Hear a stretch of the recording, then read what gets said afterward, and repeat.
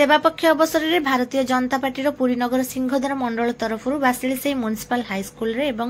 राहस महांती जागा व पंचमुखी जागा परिसरस्थ पंचमुखी हनुमान मंदिर में सफाई कार्यक्रम आयोजित होता। मंडल सभापति राजकिशोर पंडा नेतृत्व में आयोजित होता स्वच्छ भारत कार्यक्रम में प्राक्तन विधायक जयंत कुमार षडंगी, मंडलीर पूर्वतन सभापति रविनारायण दास, साधारण संपादक रजनीकांत पट्टनायक, संतोष नंद, मनोरंजन जेना, लक्ष्मीकांत षडंगी, बलभद्र महापात्र, प्रदीप परिड़ा, पद्मचरण महापात्र, चंदन नायक, दीपक सामंतराय, सूर्य कुमार पाढ़ी,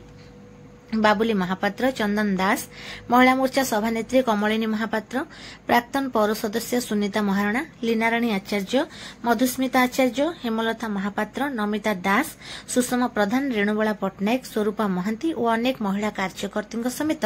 विद्यालय प्रधान शिक्षयित्री प्रभाती मिश्र, गुरुमा मंजुबला षडंगी और पंचमुखी जगार अनेक युवक श्रमदान पूर्वक उभय अनुष्ठान परिवेश में सफाई करथिले।